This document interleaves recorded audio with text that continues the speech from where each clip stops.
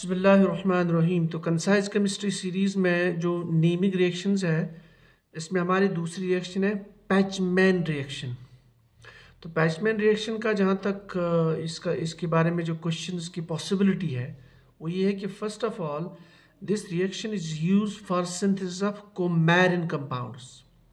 कोमैरिन्स ये नॉर्मली जो natural products जो हम एक्सट्रैक्ट करते हैं प्लांट से, प्लांट्स के डिफरेंट पार्ट्स से। तो ये जो कोर आप देख रहे हैं, ये वाला कोर, ये वाला, इसको कोमैरिन बोलते हैं, ये वाला। तो इस टाइप के स्ट्रक्चर्स को सिंथेसिस करने के लिए Pechmann reaction is very useful, number one.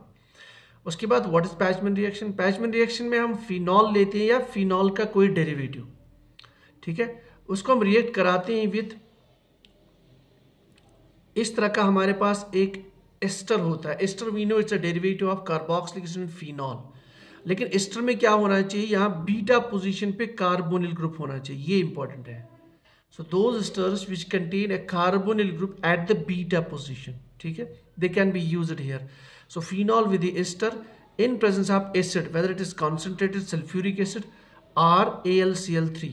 तो इसमें या तो आप ब्रॉन्स्टेड एसिड यूज कर सकते हैं या तो आप जो है लेविस एसिड, कोई भी एसिड यूज करते हैं, लेकिन कॉमनली ये दो acids. So the product is that result is the formation of coumarin structure. अब यहाँ पे कैसे इसका प्रोडक्ट आप याद रख सकते हैं, बहुत आसान है। ये देखिए यहाँ पे इसमें ये ऑक्सीजन, देखिए यहाँ मैंने ब्लैक रखा हुआ, तो ऑक्सीजन यहीं पे, ये H यहाँ से निकल रहा है और यहाँ से ये पोर्शन निकल रहा है, ये वाला portion. So there is release of ethanol molecule, तो this is the ring formation. और ये कार्बोनिल भी निकल रहा है in the form of water, और then this and this is involve in the bond formation. तो इस तरह से इसको आप याद रख सकते हैं, ठीक है। अच्छा, नॉर्मली इसमें होता क्या है, देखिए वाटर इसमें निकल रहा है। सो इस पूरे मैकेनिज्म में एक प्रोसेस दैट्स कॉल्ड डिहाइड्रेशन।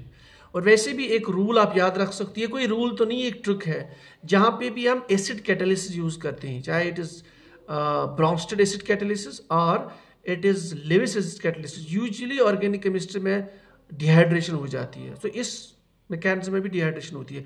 लेकिन जो इसका सबसे इंपॉर्टेंट स्टेप है वो है पहला स्टेप। पहले स्टेप में बेसिकली होता क्या है,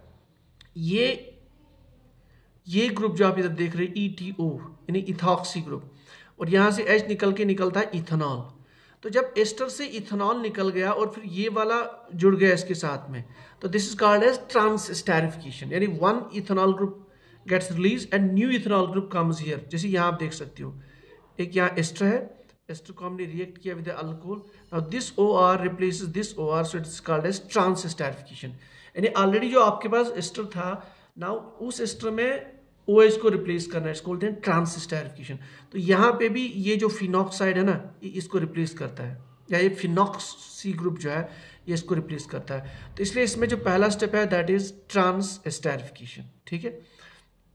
ये है the most possible way, most suitable ways जहाँ से क्वेश्चन आ सकता है। लेकिन सबसे इंपॉर्टेंट यही है कि what do we mean by Pechmann reaction.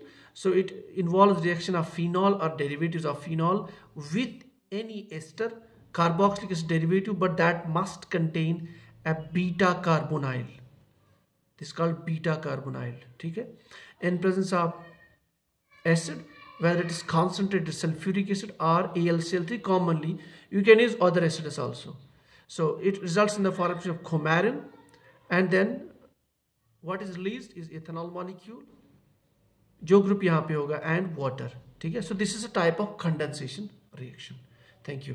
इसके अलावा क्योंकि ये नेमिंग रिएक्शंस बहुत सारी है, तो मैं ट्राई करूँगा कि पर डे कम से कम दो नेमिंग रिएक्शंस का क्लास जो है अपलोड हो जाए। तो hopefully we will see one more today about the naming reactions. Thank you.